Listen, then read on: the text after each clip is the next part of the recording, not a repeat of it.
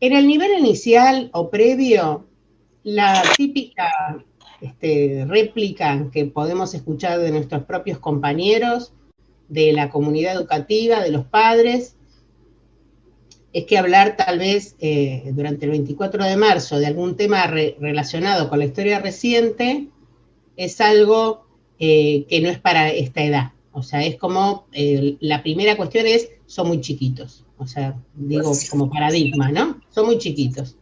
La otra forma es, eso ya está en el pasado, hay que dar vuelta a la página, ¿no? Es como otro de los paradigmas. Y el tercer paradigma es, acá no se habla de política. También no digo que son las tres únicas, sino que encierro dentro de esas tres las formas de expresar que ese tema no va a ser abordado o que no es abordado con agrado.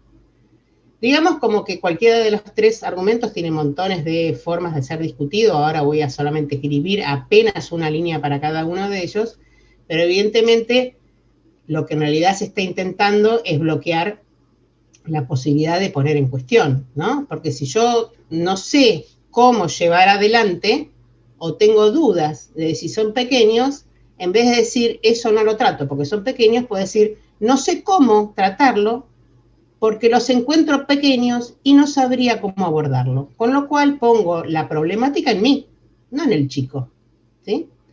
Entonces, esa es una cuestión. La otra cuestión es cosa del pasado. Bueno, nuevamente, no sé cómo abordarlo y pongo la temática, la problemática en la temática, no en mí. La tercera, que sería, es una cuestión política, nuevamente pongo la cuestión en la temática y no en mi incapacidad, imposibilidad o desagrado de llevar adelante esta temática. Entonces nos encontramos todo el tiempo, a lo largo del ancho y del alto del país, en todos los formatos de educación, con estas trabas, ¿está bien?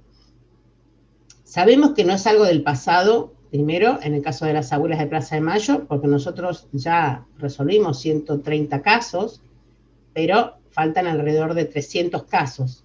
Un caso significa un hombre o una mujer de entre 40 y 45 años que todavía tiene su identidad adulterada, que no sabe verdaderamente cuál es su verdadera historia, y además, lo más probable, no es que sea así, pero lo más probable desde el punto de vista estadístico, es que tenga hijos o hijas, por lo cual no solamente ese adulto o adulta tiene su identidad vulnerada, sino que su descendencia también la tiene. Menos pasado imposible desde el punto de vista de la problemática real de las abuelas. Pero por otro lado, si lo vamos a comparar con otras temáticas que sí abordamos en la escuela, como por ejemplo la vida de San Martín, de Belgrano, de Sarmiento, de Rivadavia y cualquiera de las proezas que cada uno de ellos hizo a lo largo de su historia, es bastante más antiguo que las proezas que han hecho las madres y las abuelas, por lo cual no es un verdadero argumento el hecho de que sea del pasado, ¿está bien?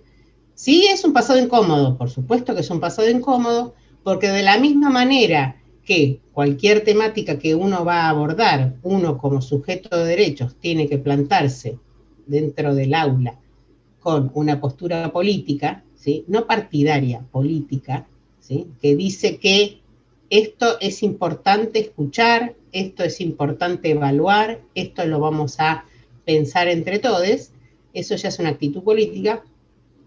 La sensación que tenemos a veces cuando tomamos otros temas de la historia es que ya otros han tenido esa postura política masticada para mí. Entonces yo no tengo que necesariamente pensar si Belgrano nos conviene o no nos conviene. Ya alguien lo pensó, ya alguien lo puso en la currícula, y yo simplemente tengo que ser el medium, ¿no? Entre ese alguien que masticó algo y mis alumnos que van a recibir esa clase. Entonces, al ser historia reciente, siempre es incómoda. Eso está clarísimo. Bienvenido a la incomodidad, porque de eso se trata la educación. Pero eso no hace que el tema no sea para tratar. ¿Está bien? Eso es punto número 1. Entonces, otra de las cuestiones que aparecen es, nosotros trabajamos identidad en la sala, porque desde temprano, cuando los chicos llegan al colegio, al lugar donde se van a encontrar. Cada uno tiene un ganchito para su mochila y cada uno va al comienzo de año a poner si es su nombre o si es un pescadito. Entonces ahí nosotros ya estamos trabajando identidad. Ok. No vamos a entrar a una discusión si eso es identificación, si eso es identidad, pero digamos que resumir toda la historia de un derecho a simplemente un acto casi de hábito de identificación, tal vez me queda corto. No digo que esté mal, ni digo que haya que eliminar esa práctica para nada, porque es la sumatoria de lo que significa en realidad la convivencia con otros, ¿está bien? También hay que tener cuidado, porque a veces uno, cuando fomenta este gancho es mío, sin darnos cuenta, a veces estamos fomentando más la propiedad privada que la identidad. Entonces, digo, no estoy diciendo que esa es una mala práctica. Lo que digo es que cualquiera fuese la práctica, siempre está bueno reflexionar por qué la pongo en práctica, qué es lo que estoy tratando de transmitir y cómo la defiendo, ¿sí? Si yo a comienzo del año les cuento a cada uno de ellos que tienen un espacio que es el suyo y que la idea es que esa la defiendan hasta fin de año, probablemente estoy fomentando más el derecho a la propiedad.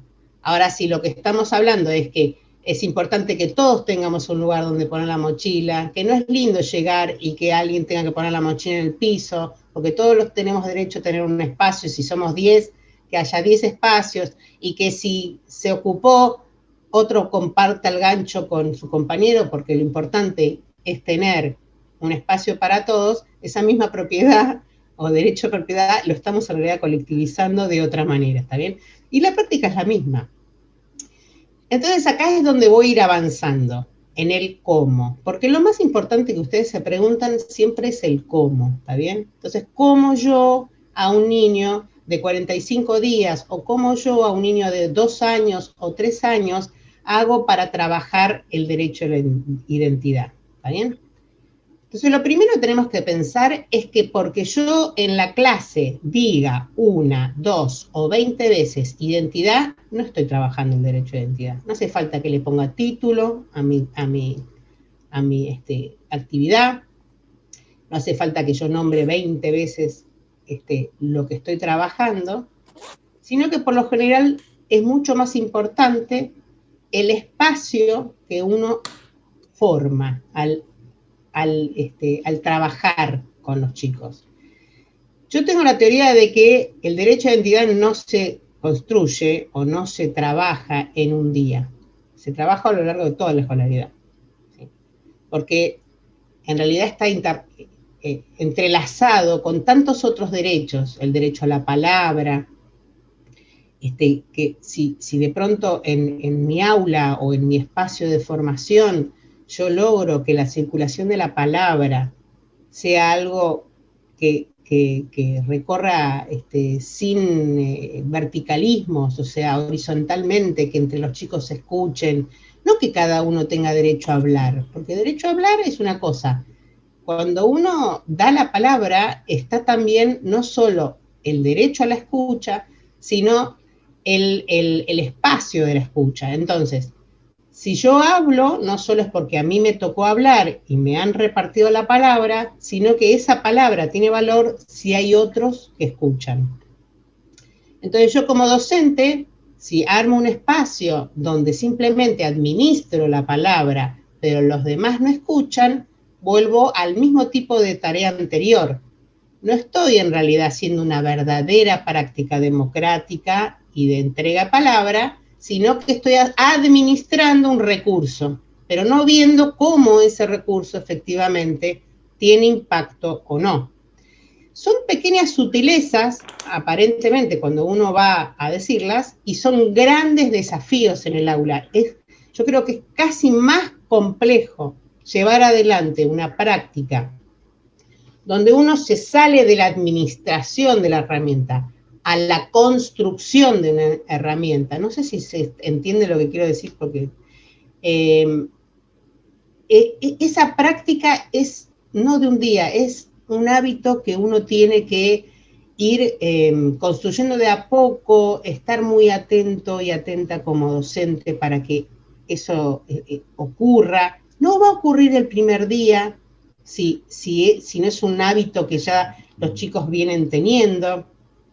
Hay que tenerse paciencia a sí mismo, al propio grupo. No hay que decir, sí, yo lo hice y los chicos no quisieron. No, no, no, son prácticas que llevan mucho tiempo, pero si llegaran a darse y verdaderamente ocurrir, se aprenden para siempre como andar en bicicleta, ¿sí? De lo que Irene comparte... Ah, perdón, me distraje. Como dijiste lo de la pregunta, entonces, yo dejé planteado eso por si las compañeras querían. Está bien, está bien. Entonces, de la misma manera que yo digo, dar la palabra administrativamente no es lo mismo que construir un circular de la palabra, pasa lo mismo con la identidad. Cuando nosotros decimos construir dentro de el espacio del aula o de formación, o no sé bien cómo llaman ustedes los espacios donde se encuentran, porque sé que no son solamente centros comunitarios. Bien, dentro del centro comunitario, vuelvo a insistir, tal vez durante la infancia más pequeña, el punto no sea hoy voy a trabajar el derecho de identidad, sino es tener siempre presente que el derecho de identidad no solo es un derecho más dentro de la Convención sobre los Derechos del Niño, sino que viene entrelazado con muchísimas otras cuestiones, ¿no? A la no discriminación, a darle espacio a la propia cultura, a la propia lengua si hubiera otra, a la palabra, ¿está bien? Porque si yo, por ejemplo, no logro que todos se expresen, estoy de algún modo limitando algunas de las herramientas que van a ser a la construcción de la identidad de ese niño, ¿está bien? Y requiere por lo general de un esfuerzo del docente, vuelvo a insistir, porque los niños habitualmente no nacen con la idea de la discriminación o del cercenar el derecho del otro, pero sabemos que la sociedad los moldea muy rápidamente, ¿sí? Entonces nosotros en realidad lo que tenemos que estar muy alertas es a volver a esa forma que los niños tienen de lo comunitario, porque si no tuviéramos en realidad la forma de la sociedad que los moldea hacia el exitismo, hacia el mercado, hacia la carrera de ser el mejor, ¿está bien? No tendrían esa necesidad de tapar al otro, de ser primero, de decir más fuerte, ¿sí? Entonces, en realidad, cuando son más chicos, uno está más cerca de ese lugar en el cual el niño tiene placer también de compartir, no es que es algo que nosotros venimos a traer que no existe, ¿sí?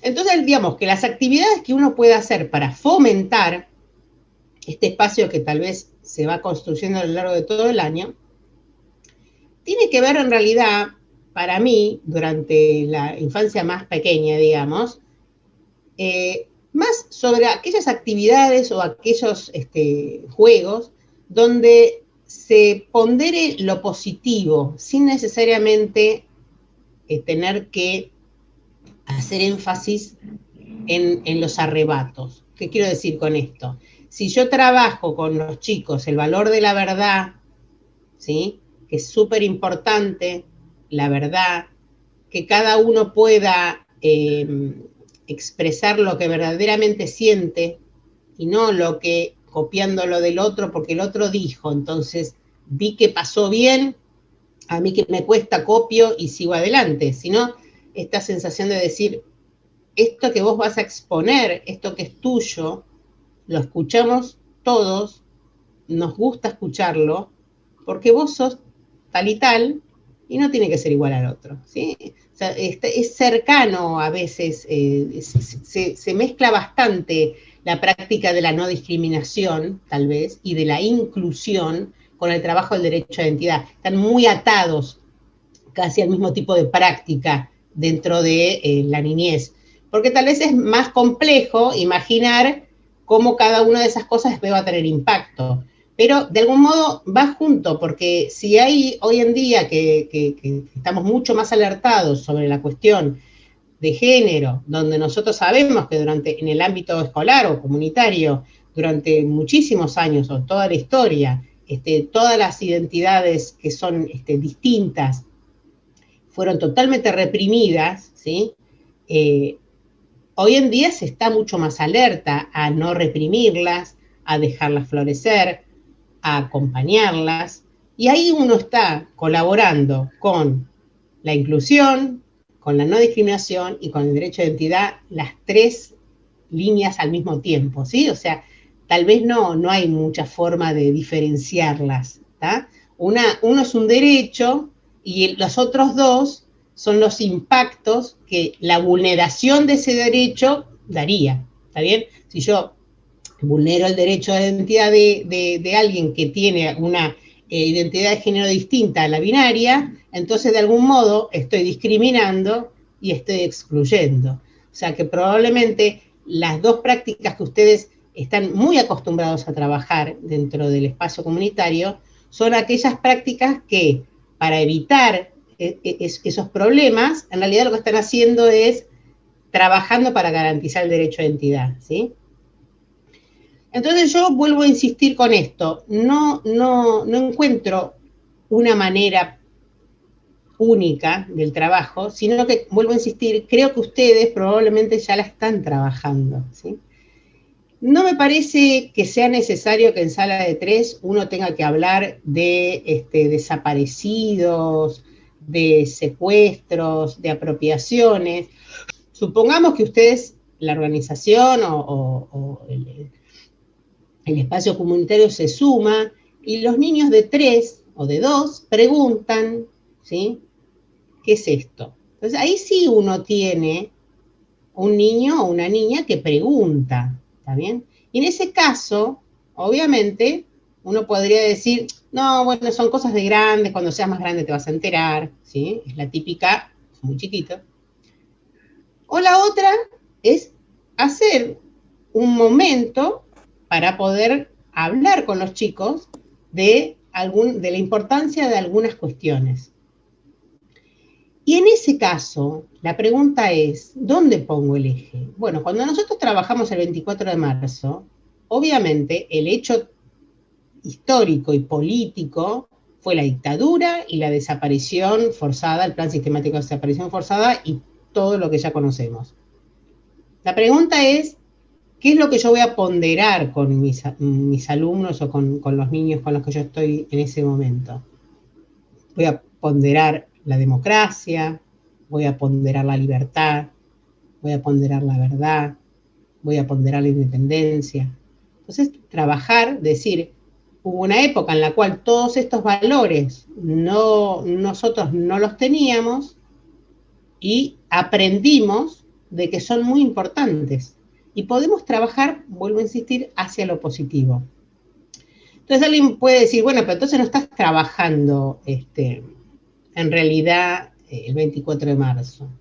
Bueno, entonces yo podría preguntar, cuando uno trabaja, por ejemplo, el 25 de mayo, y habla del primer cabildo y la independencia, etcétera, obviamente, independencia el 9 de julio, yo no recuerdo que durante la primaria nadie me haya explicado por qué tardamos 6 años entre el primer cabildo y la independencia.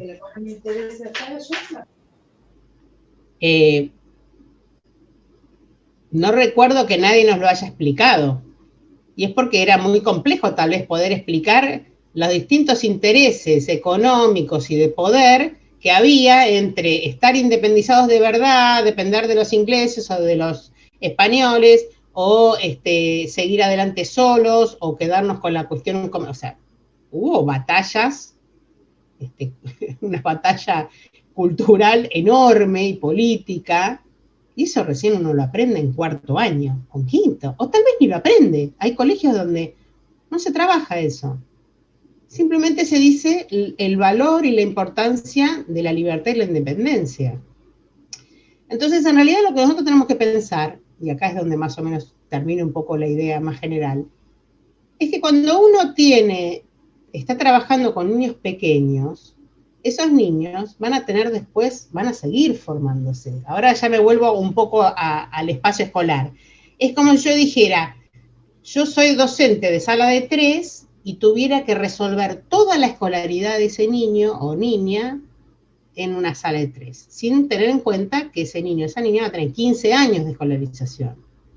En sala de 3 yo abordo el tema, en el 4 la complejizo, en quinto la complejizo más, en quinto no, en sala de 5 la complejizo más, en primer grado puedo reflexionar más profundamente y así. Lo importante no es que cuando lleguemos a cuarto año y podamos votar, tengamos 16 y podamos votar, no nos enteremos de golpe todo lo que pasó porque antes éramos muy chicos. O sea, lo importante es que vayamos construyendo y complejizando a medida que va avanzando.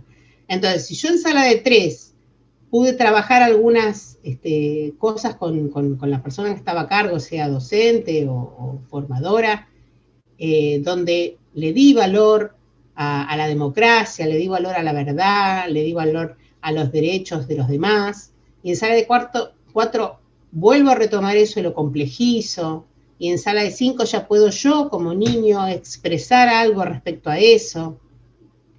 Cuando después en séptimo estemos hablando de la dictadura, etcétera, no me están hablando de algo que yo no sé de qué me están hablando. Están simplemente complejizando algo que yo ya vengo trabajando, donde yo ya tengo una postura respecto, conceptual tal vez, y se le va agregando la parte más histórica. Entonces, yo digo, porque a veces la angustia de decir, yo soy una militante y quiero trabajar con mis alumnos de sala de 2 y de sala de 3, y no quiero que nadie me venga a decir que son muy chicos, entonces los siento y les empiezo a hablar de cosas que los chicos, evidentemente, en el formato en que yo se lo estoy contando, no van a comprender.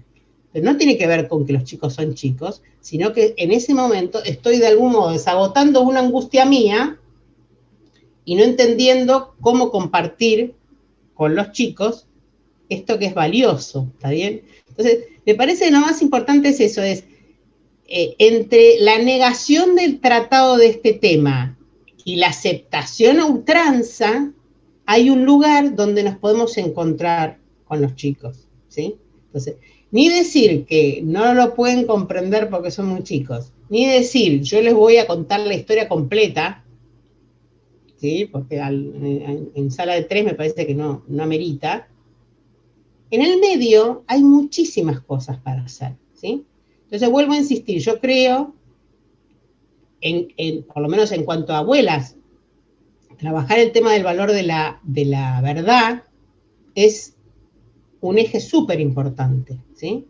Y el tema de poder rescatar todo lo que la familia nos da como legado, ¿sí? Esta cuestión cultural, que podemos expresarla desde el nombre que tenemos, las comidas que comemos, las festividades que festejamos, la forma que celebramos nuestras vidas, digamos, son formas culturales que nosotros venimos trayendo y que está bueno que se ponderen en cada uno de los espacios cuando uno comparte, ¿está bien? Me gustaría compartirles, por ejemplo, digamos, una de las actividades más comunes y me parece más exitosas dentro de esta búsqueda de cómo trabajar con los chicos, por lo menos para la experiencia de abuelas, fue el tema de sentarnos y leer un cuento, o escuchar un cuento, o compartir un cuento. A veces no es solamente que la educadora lo cuente, a veces viene la familia y se comparte entre toda la familia, o sea, la forma es un tema que cada comunidad en su territorio lo va a trabajar. No digo que es la única manera, digo que es la más accesible y creo que el efecto es muy poderoso, porque para mí, personalmente, el espacio que uno arma cuando uno va a compartir un cuento es un espacio que construye identidad. porque el solo hecho de que entre todos nos sentemos y nos escuchemos, y la docente eligió un cuento, y la docente o el familiar o la persona que decida leerlo, lo comparte con su voz, con su cadencia, con su forma, y que después los chicos puedan hacer algún tipo de intervención, podemos inventar miles de formas de que los niños vuelvan, digamos, sobre ese cuento y lo puedan compartir. Es una escena que construye identidad. Entonces, a veces solo con la escena ya estoy construyendo identidad y le estoy dando valor a esa identidad, ¿sí? Hay docentes que, por ejemplo, lo que hacen es todos los años cuentan el mismo cuento, pero no a su nuevo grupo, sino que ese mismo cuento va pasando de sala en sala, y yo, si empecé tal año, yo sé que siempre a los 24 me toca escuchar ese mismo cuento. Y uno diría, qué poca inventiva, ¿por qué no eligen otro cuento? ¿Por qué yo en sala de 3 tengo que escuchar un cuento, en 4 el mismo cuento y en 5 el mismo cuento? Porque lo que está haciendo no solo contando cuentos, está creando un espacio que va teniendo características que los propios pibes van complejizando. Entonces, yo la primera vez que escuché el cuento en sala de 3, lo guardo tal vez como un cuento más. Cuando por segunda vez en sala de 4 lo voy a escuchar, tal vez la docente puede apelar a la memoria de ese cuento. ¿Recuerdan ese cuento? ¿Saben por qué lo elegimos? ¿Recuerdan lo que pensamos? Lo vamos a leer de vuelta. ¿Qué piensan hoy? Sala de 5. Nuevamente. Y la cantidad de cosas que pueden salir de un mismo cuento, cuando no solamente es el cuento, sino que es la memoria de haber sido parte del compartir ese cuento, es la forma más simple de complejizar algo que yo quiero compartir con mis alumnos, ¿sí? Por eso yo les quería traer esta práctica, porque en realidad, no, vuelvo a insistir, no es la única, hay miles, ¿sí? Hay miles de prácticas. Digo miles porque los docentes me han contado a lo largo y ancho del país miles de prácticas que yo valoro un montón. Lo que digo es que a veces es tan simple, no nos tenemos que complejizar nosotros. Simplemente es sentarnos y encarar el tema abiertas y abiertos a que ocurra. Los chicos nos van a sorprender, ¿sí? Y no sentarnos, hoy vamos a hacer esto, y fulanito, ¿entendiste que lo que es importante? A veces tiene que simplemente ocurrir. Tal vez en sala de 4 pueden retomar lo que pasó y darle valor, porque cada grupo es distinto, cada docente es distinta, cada situación es distinta, ¿sí? Pero vuelvo a insistir, es mucho más importante tener muy pequeñas prácticas, bien consensuadas o pensadas, digamos, que grandes prácticas que no pasan del cartón pintado, ¿sí? Que no salen de la grande puesta en escena. Permitamos que eso pequeño vaya poblando, digamos, lo diría como uno de las abuelas, que una pequeña cosa poblada de amor es tanto más importante que un gran circo. La otra práctica que me gustó, que también es muy simple, fue una maestra que le cuenta, algunas lo hacen, ¿se acuerdan o conocen ese susurrador? Que es como un tubo donde uno le susurra al otro. Bueno, algunos lo hacen con el susurrador, lo que pasa es que el docente le sale bien el susurrador, a los niños no les sale bien el susurrador, así que por lo general el niño que susurra, el otro no escucha nada, entonces, o le cuesta, entonces podemos eliminarlo. La idea es que la docente le cuenta o a un alumno o a un grupito de alumnos una pequeña historia. Es una historia pequeña, ¿no? y ese alumno o ese grupito de alumnos se lo cuenta a otro grupito. Y ese grupito a otro grupito. Entonces, es la práctica de la historia oral, ¿no? Donde uno construye de algún modo ese circular con la memoria, donde cada uno cuando le toca contar, está ponderando de lo que escuchó, de lo que más le importa, y lo va a transmitir. Y por lo general le agrega cosas que son las que entendió y tal vez no estaban. Y el que recepciona tal vez se queda con eso que inventó el otro y no se queda con ninguna parte del original. Y no es para poder decir, no, bueno, al final el cuento llegó mal, sino ver cómo cada uno es parte en la construcción de una historia. Todo lo contrario. Entonces, bueno, hay una práctica entonces ahí de que al último grupo cuenta el cuento a todos, ¿sí? Y finalmente la maestra o la persona que está haciendo la actividad cuenta nuevamente el cuento a todos y se puede llegar a dar algún momento de reflexión, ¿sí? Los chicos, yo no sabía esto. Bueno. Y uno no tiene que después de ahí decir, y entonces nosotros...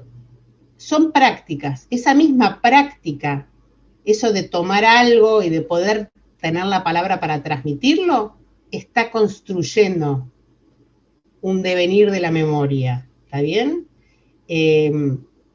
Lo dejo como práctica que me gustó, que escuché de algunos docentes. Ahí está. Bueno, acá está. ¿Dónde está mi niño? ¿Estará bordando nubes en el lienzo azul del cielo? ¿Cosiéndole el dobladillo a la falda de algún cerro? ¿Dónde está mi niño? ¿Andará robando arrope de la olla que lo acuna, escondido bien finito tras la espina de una tuna? ¿Dónde está mi niño? ¿Juntará tejas de paja? ¿Abrirá puertas de viento? ¿Estará regando sombra en la casa del hornero? ¿Dónde está mi niño? ¿Estará trepado a un árbol que lo llamo y no me oye? ¿O jugando a las bolitas con las pimientas de un molle? ¿Dónde está mi niño? ¡Acá está! Y cuando desaparece el velo, sean manos, pañuelo o cartón, encuentra la chispa el viento y el latido un corazón.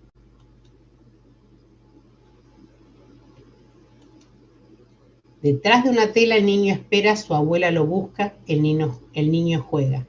Detrás de una tela la abuela espera que el niño que busca juegue con ella.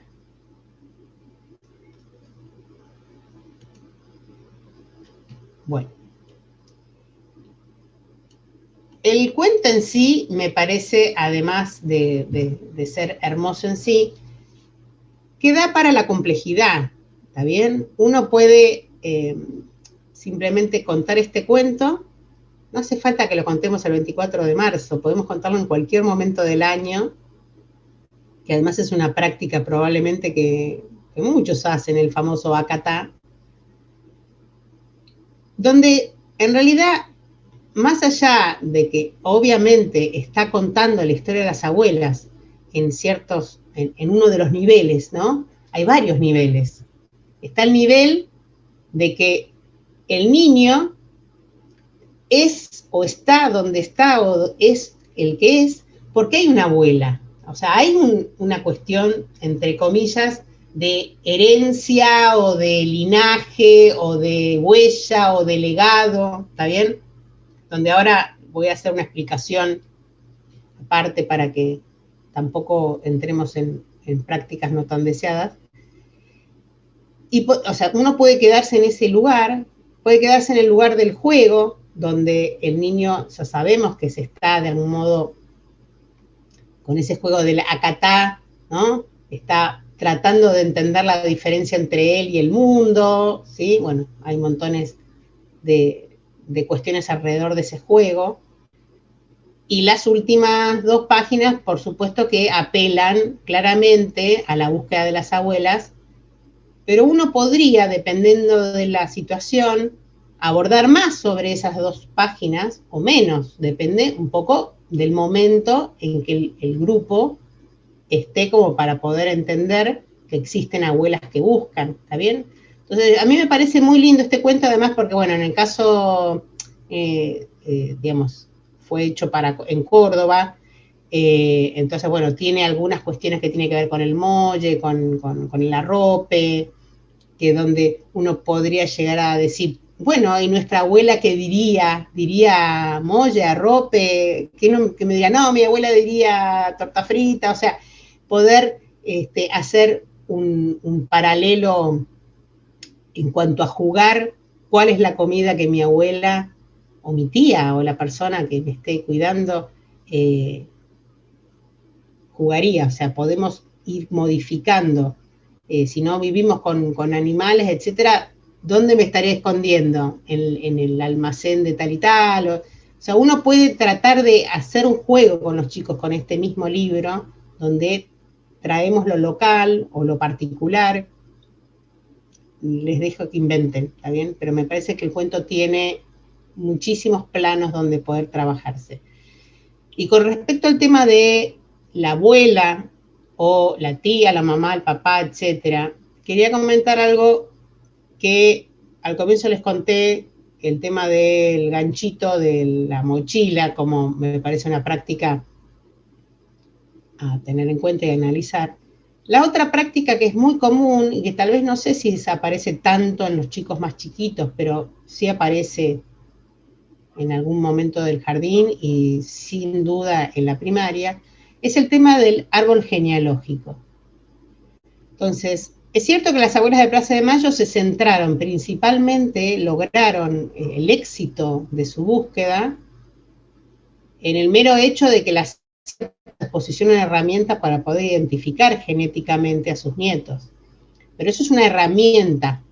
O sea, la herramienta del ADN y de la genética fue súper importante porque si no, no había manera de probar en la justicia de que ese niño efectivamente o niña era nieta o nieto de las abuelas. Pero con eso no estamos diciendo desde las abuelas que la identidad es una cuestión genética. La identidad es una construcción social, construcción familiar, local, particular y planetaria. O sea, tiene todo tipo de dimensiones, desde lo personal hasta lo colectivo y comunitario, y que es permanente. Uno la identidad se construye un día y ya está, y se cuelga en el ganchito, ¿sí? Es hasta el día que nos muramos, nos seguimos construyendo, ¿sí?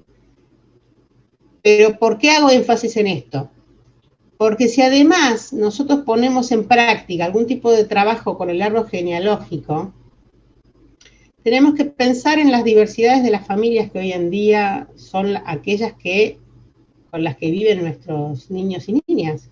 Porque si no estaríamos, sin darnos cuenta, desde abuelas, avalando la normalización de la familia. De que la única familia que eventualmente tiene algo para legar es aquella que genéticamente uno puede dibujar en un cuadro.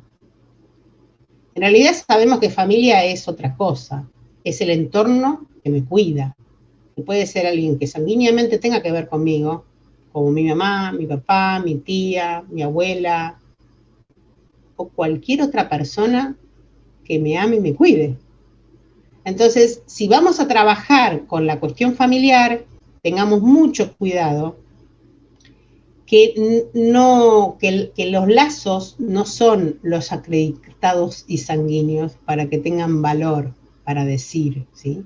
Sino todos aquellos de los cuales nosotros verdaderamente tomamos parte, porque nos gusta lo que cocinan y es parte de nuestro hábito y nuestra forma de comer, nuestra forma de escuchar música, nuestra forma de festejar, nuestra forma de querer, nuestra forma de enojarse. Está construido por las personas que habitan con el niño, ¿no? No tienen que tener el pasaporte y mostrarlo, ¿sí? O sea, para mí es muy importante porque hay una práctica muy instalada le vamos a decir que hagan el árbol genealógico, entonces lo llevan a la casa y tienen que ir llenando cada uno, y para facilitarle a la familia ya le armamos, y que ponen la carita, y sí, pero hay tantas familias que no entran dentro de eso, entonces, ¿qué hacemos con eso? ¿No? Entonces, bueno, trabajar el tema del entorno familiar está buenísimo, da muchísimo valor, pero ojo cómo lo trabajamos, a eso me quería referir. ¿Está bien? El gato verde. Este era un gato verde, único gato verde en todo el mundo. Los gatos verdes no existen, dijo un gato gris. Los gatos verdes no existen, dijo un gato rubio. Los gatos verdes no existen, dijo un gato negro. Al gato verde le dio cosa no existir. Se revolcó en la tierra suelta y quedó hecho un gato pardo. Hoy he visto un gato verde, le dijo el gato negro. Hoy he visto un gato verde, le dijo el gato rubio. Hoy he visto un gato verde, le dijo el gato gris. Imposible, dijo y dijo el gato pardo. Los gatos verdes no existen. Y se puso a maullarle a la luna.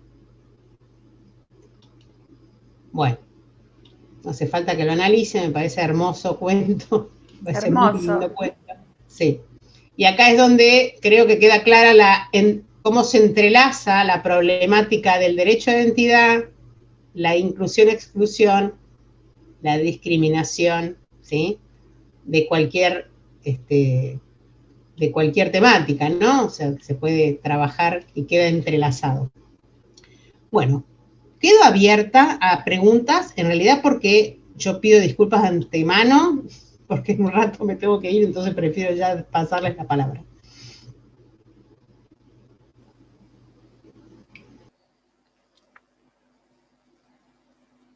Ahí la que quiera hablar a su micrófono y abrimos, ¿eh?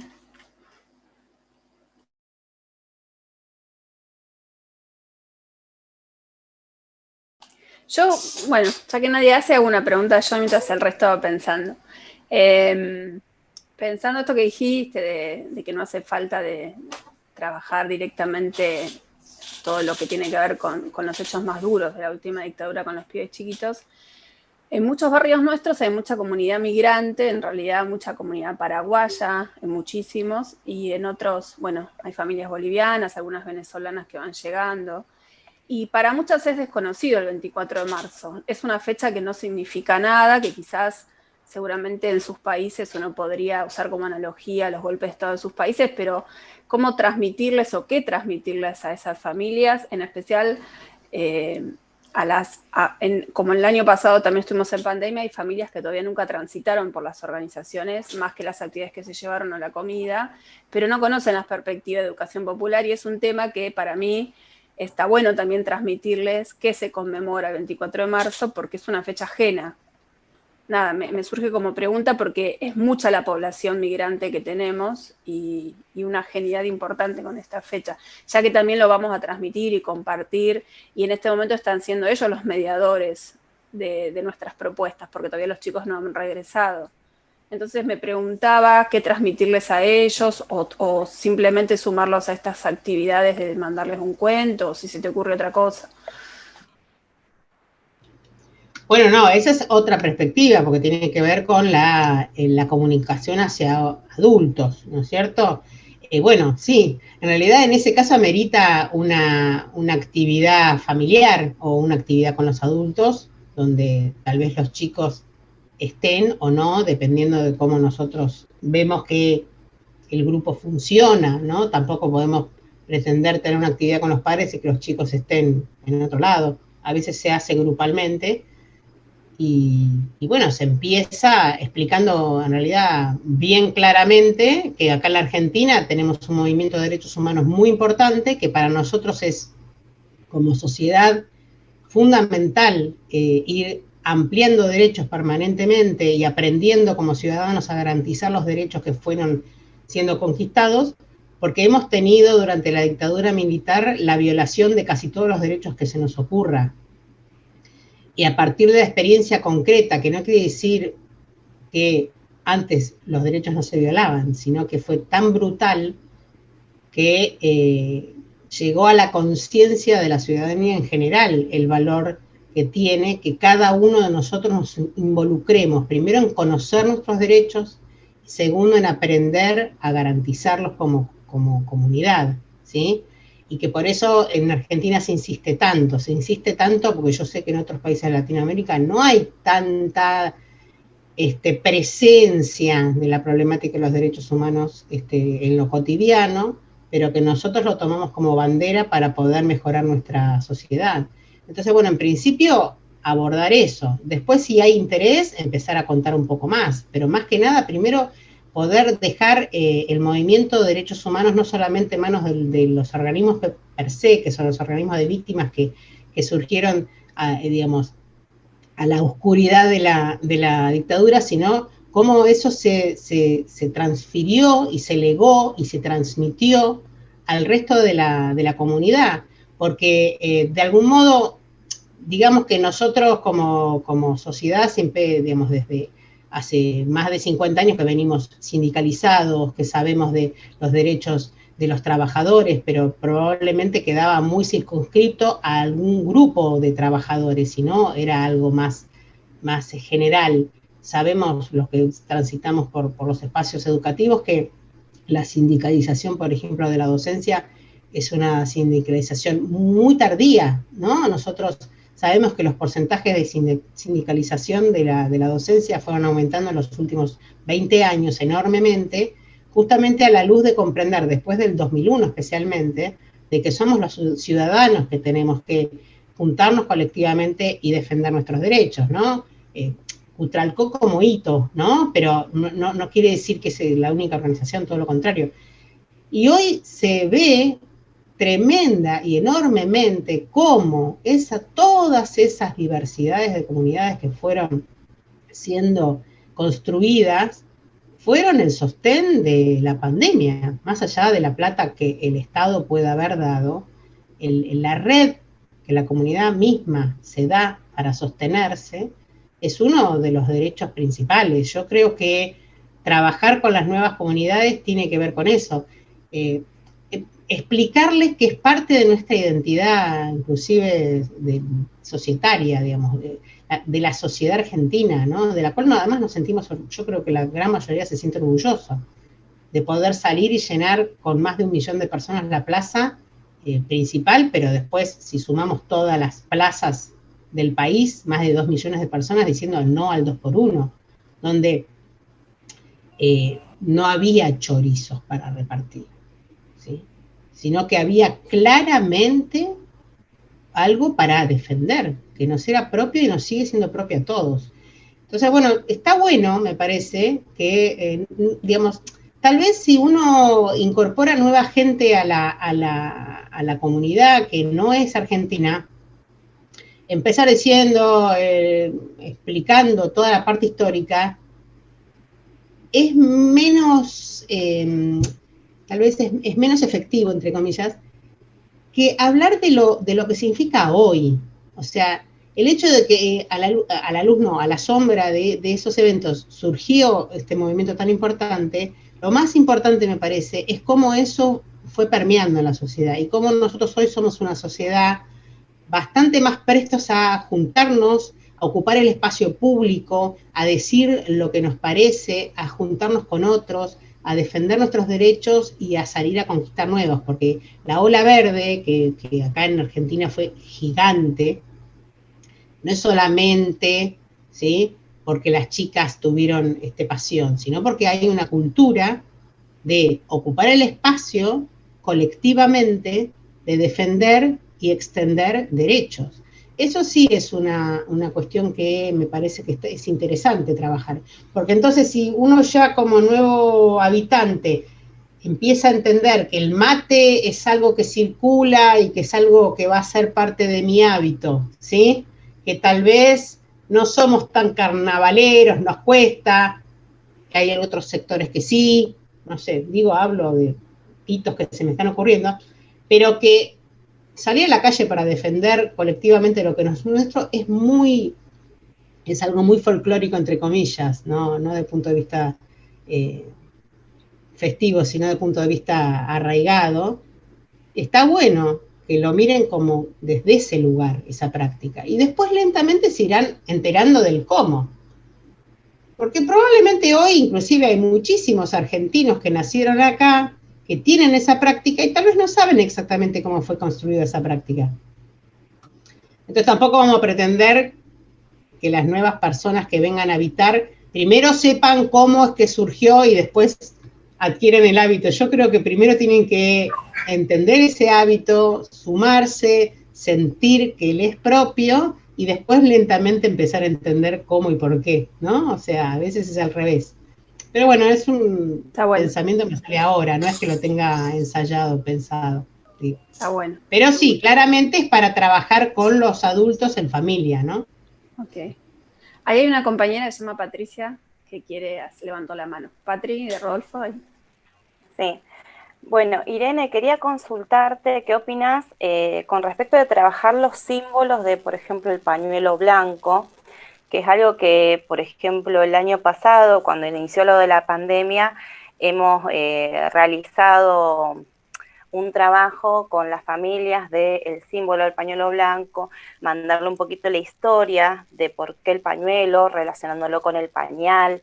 Nosotros tenemos varias edades, pero pensando también en que muchas de las experiencias en centros comunitarios tienen que ver, arrancan en nivel maternal, por ahí unir, ¿no? Lo histórico de que hoy usamos un tipo de pañal, pero antes era otro, y que eso también se convirtió en un pañuelo blanco. ¿Qué opinión tenés con respecto a ese símbolo? Porque es una de las cosas que me parece que en varios centros utilizamos, ¿no? Cerca de la fecha, así como cuando cerca de una fecha patria ponemos la bandera, la escarapela, también lo del pañuelo blanco. Esa es una de las preguntas. Y la otra es, ¿qué opinión tenés con respecto a lo de Paca Paca, ¿no? Y la historia, digamos, que se va contando a través de varios capítulos, porque también, bueno, hemos incorporado eso en nuestras experiencias educativas y, bueno, quería saber un poco si eso, además de los cuentos hermosos que nos contaste, también te parece que es una buena herramienta para trabajar. Y la última, contarte que con el grupo de escolares hemos ido a la plaza un jueves y hemos armado previamente, por ejemplo, una bandera, y eso fue buenísimo el proceso, porque pienso esto que vos contabas recién, si tenemos este cuento contado en el nivel inicial y concluimos en el espacio escolar yendo a la plaza un jueves, me parece como que me cierra todo esto que contaste con respecto a que hay que trabajarlo todo el tiempo, ¿no? Bueno, era eso. Bueno, primero la del pañuelo, por supuesto el pañuelo es un símbolo que viene, digamos, que es un símbolo de la lucha de las madres y en general se ha extendido a un símbolo más general, digamos, del movimiento de derechos humanos y está perfecto usarlo. O sea, yo en realidad no estaba, al elegir dos, no estoy dejando de lado todas las demás, todo lo contrario, yo creo que hay muchas prácticas que se hacen. Y la segunda era con respecto a... Paca Paca. Paca Paca también tiene recursos. Yo lo que quiero, en realidad, en vez de decir qué recurso me parece bueno, qué recurso me parece malo, dejar acá lo que yo creo con respecto a los recursos. Si yo decido trabajar con el árbol genealógico, uno puede preguntar, ¿es un buen recurso o es un mal recurso? Y depende cómo lo trabaje. Si yo trabajo el árbol genealógico no dejando en la forma espacio para las múltiples formas de familia, y pongo eje en la parte de lo genético y de lo sanguíneo, es un mal recurso. Si tomo el concepto del árbol genealógico para incluir otras generaciones y para poder hacer un trabajo intergeneracional y ver ponderar la cultura que en mi propia casa se lleva adelante para distintas cosas, como dije, para comer, para cantar, para qué música, qué comida, qué fiestas, qué forma de las prácticas que uno puede decir y cómo uno en ese ambiente amoroso, construye su propia identidad también familiar, sin ponderar en lo más mínimo la parte genética, es un buen recurso, porque estoy trayendo a la construcción de mi propia historia a otros que son partes, ¿sí? Entonces estoy entendiendo que la construcción es colectiva. Entonces, me parece que tanto los recursos de Paca Paca como un pañuelo como símbolo son buenos recursos si yo los utilizo bien. Es más difícil la respuesta porque, digamos, en realidad nunca un recurso va a ser suficiente. Nunca un recurso va a suplir el trabajo de reflexión o de estar o de poner el cuerpo que tiene el contacto de un docente o una persona a cargo con un grupo. O sea, nunca. No es que yo paso el de Paca Paca y ya resolví. Si paso el de Paca Paca porque me viene bien para poder trabajar o charlar o disparar cosas, genial, pero lo importante no es el de Paca Paca, lo importante es lo que voy a hacer después. Mi mediación, el docente no puede eliminar su mediación, es lo más importante. La mediación puede ser entre un símbolo como un pañuelo, puede ser entre un video de Paca Paca, puede ser un cuento, puede ser un dibujo, puede ser una ronda, puede ser lo que se le ocurra, pero el énfasis está en el momento de la mediación, no en el recurso. O sea, no sé si te contesté o te compliqué. Y la última pregunta, que me contaste de la Plaza de Mayo, bueno, siempre cuando uno tiene esos momentos especiales que salen de la rutina de cualquier hábito escolar o de encuentro, siempre se generan hitos, ¿no? Que hace que, me acuerdo cuando fui con tal y tal a la plaza, o me acuerdo cuando, la construcción de esos hitos siempre son muy significativos. La pregunta es, ¿qué hago cuando no tengo la posibilidad de llegar hasta la Plaza de Mayo? Porque entonces significaría que solamente puedo construir hitos significativos si tengo la posibilidad real de ir hasta la Plaza de Mayo. Bueno, si no puedo ir a la Plaza de Mayo, voy a una plaza de Moreno, que es la plaza donde probablemente ocurren las cosas en Moreno. Digo, porque a veces uno se imagina los grandes movimientos que si se dan están buenísimos, pero si no se dan no es que entonces no ocurre nada, digamos. Nosotros podemos darle el significado de vamos a ir a la plaza donde colectivamente cuando a todos nos pasa algo, venimos a decirlo acá, y en todos los territorios existe ese espacio. Entonces, bueno, depende de cómo construimos ese itinerario, esa visita va a tener otra relevancia, ¿está bien? Obviamente que si logro además ir hasta el Plaza de Mayo, tal vez el hito es más evidente y más rimbombante, pero no necesariamente más profundo. Todo, vuelvo a insistir, yo creo mucho más en la mediación que en el evento o en el recurso, ¿sí? Yo quería retomar esto que vos decías de recursos, me parecía importantísimo, que tiene que ver con esto de cómo uno se posiciona y cómo uno se involucra y debe involucrarse siempre como educador o educador. Me encantó esa idea que vos decís, bueno, no tiene por qué ser la Plaza de Mayo, está la Plaza de Moreno, y inclusive con recursos que hasta nos parecen a nosotros a priori, no, ese recurso no lo usaría nunca, o es horrible, pero hay que usarlo, porque pongamos que no tenemos ningún material y justo, no sé, vino una vecina y trajo, no sé, un recorte del diario Clarín, y le pareció que estaba bárbaro, y estamos todos metidos en eso que trajo esa vecina, y yo digo, bueno, es un recurso. Es decir, por más que a mí me parezca, uy, no, no, es un recurso, y según con quién esté, con qué edades esté laburando, además lo retomamos y lo reflexionamos y nos detenemos y usamos el recurso. Así sea algo que nunca hubiera elegido y que me parezca inclusive hasta opuesto a lo que yo pienso, pero lo tomo. Como tomaría cualquier frase que por ahí salte desde uno de los pibes y hasta bueno, lo tomo. Esa necesidad de uno como educadora de involucrarse y decir, bueno, a ver, y lo laburo, y estamos laburando, como vos decías, en un hecho, un montón de otros valores.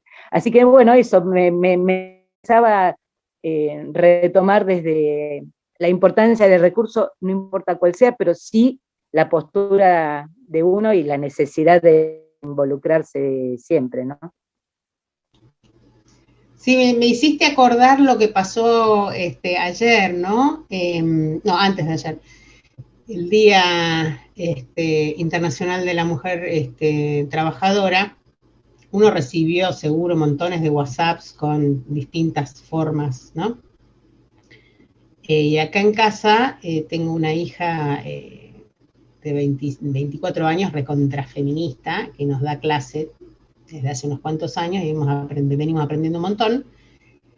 Entonces era como que cada uno que recibía la tarjeta la compartía para ponerla en discusión. Y la que más, el recurso que mejor vino fue una tarjeta horripilante que sería este recorte de diario, ¿no? Que decía, feliz día a la mujer que es, no sé, decía, sensible, atrevida, complicada, hermosa, no sé, tenía montones de palabras y estuvimos, no sé, una hora discutiendo, ¿no?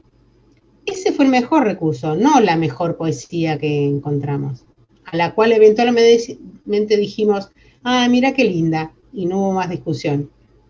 Entonces, digamos, vuelvo a insistir, el recurso no tiene que ser ni lindo ni horrible, tiene que ser tal que uno pueda sentirse cómodo para trabajar con eso. No hay otra. Puede ser horrible o lindo, pero si da, está genial. Yo creo que, por ejemplo, el cuento que les leí del gato, me parece que es un cuento para absolutamente todas las edades. Dependiendo dónde la ponemos y cómo lo ponemos, da para trabajar cualquier temática asociada a lo que dije antes, que tiene que ver con, en realidad, con los derechos del niño como principio, derecho a la identidad, al derecho a la palabra, al derecho a ser, ¿no? Al derecho a la diversidad, trabaja la inclusión, no exclusión, trabaja el bullying. Es un cuento, me gusta que sea abierto. En general me gustan los cuentos abiertos. Si nosotros tomamos, tal vez es una exageración lo que voy a decir, porque me apretaste a que en 3 minutos te diga, pero si tomamos ese cuento y lo ponemos en cada una de las edades, vamos a estar trabajando sin darnos cuenta las complejidades del derecho a identidad. Por eso puse como primera práctica, les conté la del docente, el equipo de docentes que tomaba un mismo cuento y lo iba llevándose adelante, que es en realidad lo que hacemos en toda la escolaridad, porque sale 3 hablamos de San Martín y del cruce de los Andes, y no dejamos de hablar hasta el último año de secundaria, de lo mismo. Estamos contando siempre el mismo cuento. Lo único que estamos haciendo es complejizando el mismo cuento. Entonces, cuando hablamos de derechos es lo mismo.